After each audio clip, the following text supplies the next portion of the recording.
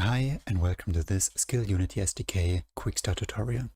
In this tutorial we'll take a look at how to visualize the personal challenges using the already provided prefabs, and also how to send events from your project to the SCILL backend. Let's actually visualize our challenges.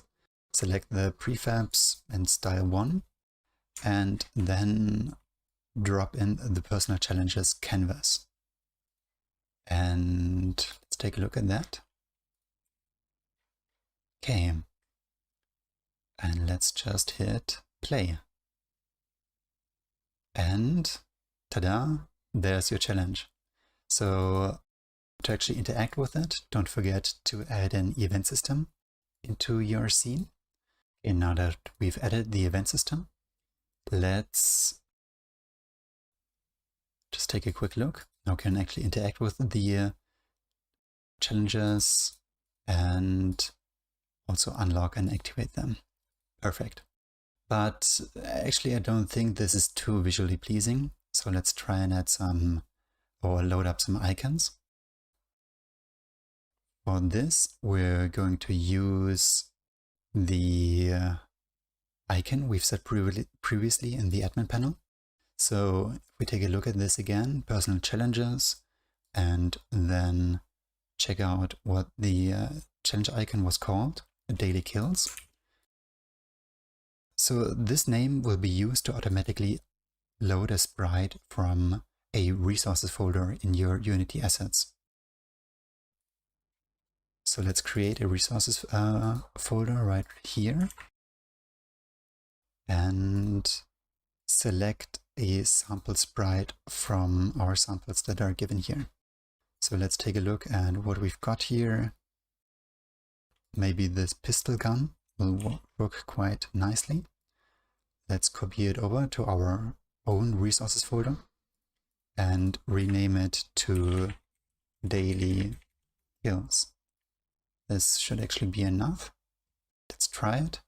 And ta-da, it will automatically load the sprite from the resources folder. Great.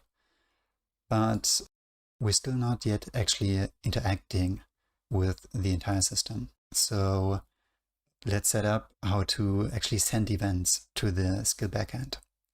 For this, we need to create a script.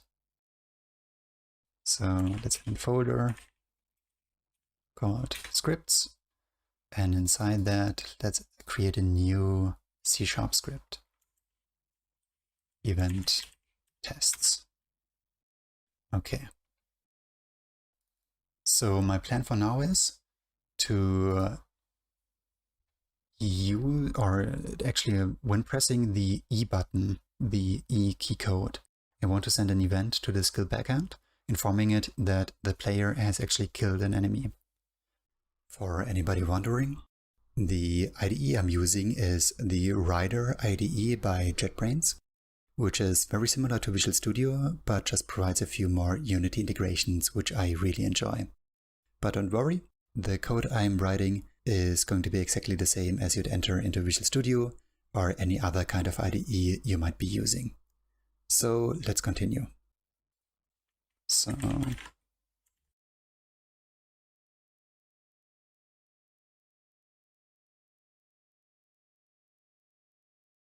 when we press E, we want to send the event.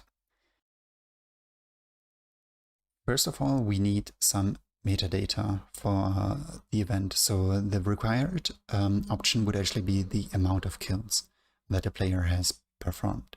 So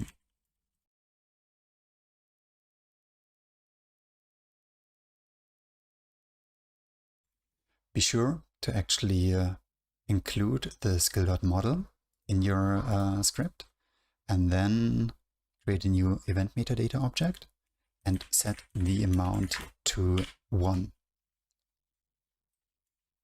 Okay, this would also be the place where you could, for example, set the event or the enemy type. So to stay with our previous example, if you want to set the enemy type to robot, we could do this here. So if you want to send an event of an enemy being killed, you could just add the script to your robot object and then send an event to the SCILL backend every time a robot is killed, for example. But for now, we don't need this. And in the second step, we'll use the SCILL manager .instance.send event async. And first of all, the event name is going to be our kill enemy event. The second parameter is the event type. Like explained previously, we want it to be set to single because we want to adjust the progress incrementally. And we want to add the metadata. And that's basically it. That's all you need to send any kind of event to the SCILL backend. Perfect.